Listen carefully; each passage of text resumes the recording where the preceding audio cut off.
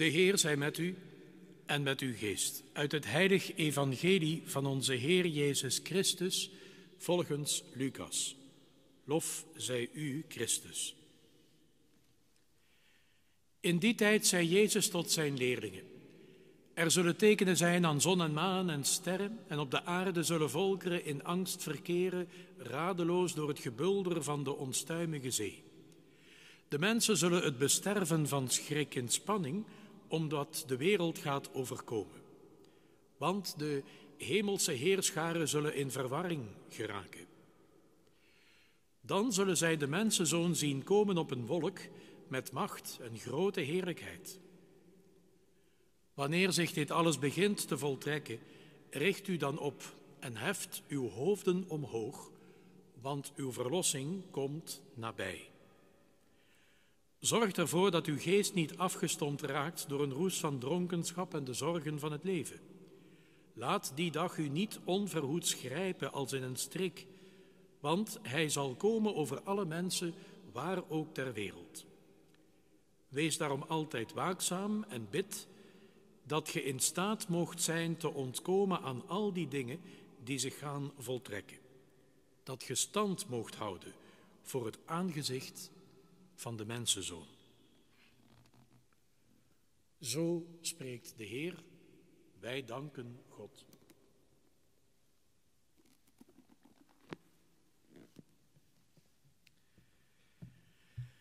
Op deze eerste zondag van de Advent, de eerste kaars brandt. Volgende week ontsteken we de tweede, dan de derde en dan vier. Groeiend licht in de verwachting van een hele boom vol brandende kaarsjes en lampjes, glinsterende ballen en glanzend engelenhaar met Kerstmis. Dat is het symbool, een mooi symbool. Maar waarvan eigenlijk? Welke werkelijkheid gaat er hier achter die lichtkrans schuil? Met het ontsteken van de eerste kaars zijn we vandaag de Advent binnengetreden. Een tijd van verwachting, van hoop en vertrouwen. Of misschien is het beter om te zeggen een tijd van ons verlangen opnieuw te wekken of het te verfrissen. Een tijd om onze hoop te koesteren, meer dan anders. Een tijd om ons vertrouwen te verdiepen. Een tijd van hoopvolle verwachting. Wat verwachten we dan? Ik zou willen zeggen, wij mensen, wij hangen van verwachtingen aan elkaar. Als ik van A naar B moet met de trein, vliegtuig of auto, dan verwacht ik dat die reis voorspoedig verloopt. Ik verwacht geen vertraging.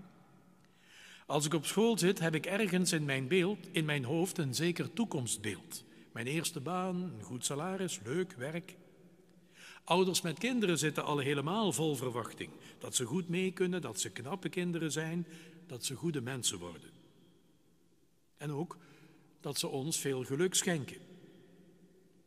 In de relaties verwachten we het nodige van elkaar en we verwachten ook een heleboel niet van elkaar.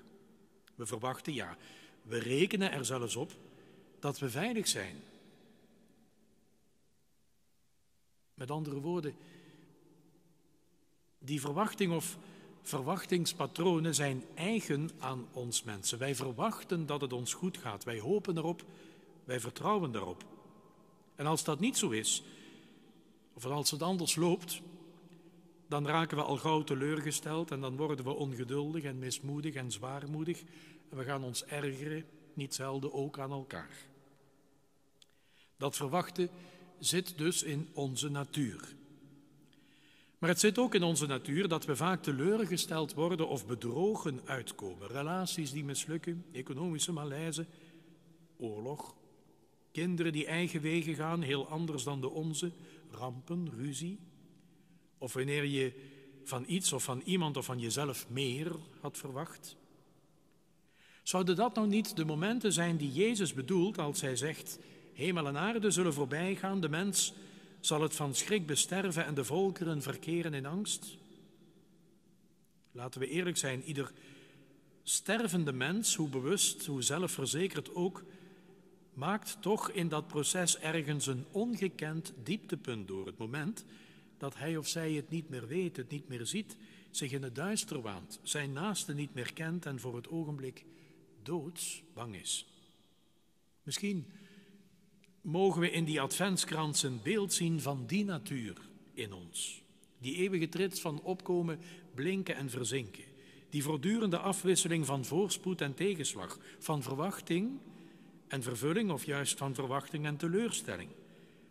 Dat mogen we allemaal herkennen in die cirkel van de adventskrans, zonder begin en zonder einde.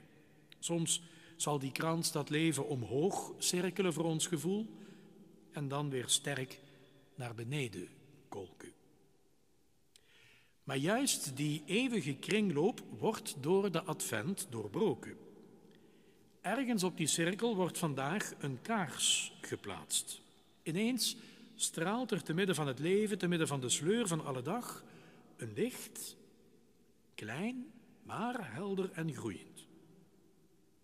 En bij die eerste kaars horen we God vandaag roepen: er komt een tijd dat ik zelf naar u toekom en uw diepste verlangens en verwachtingen zal vervullen. Vandaag dus die vraag: wat verwachten we?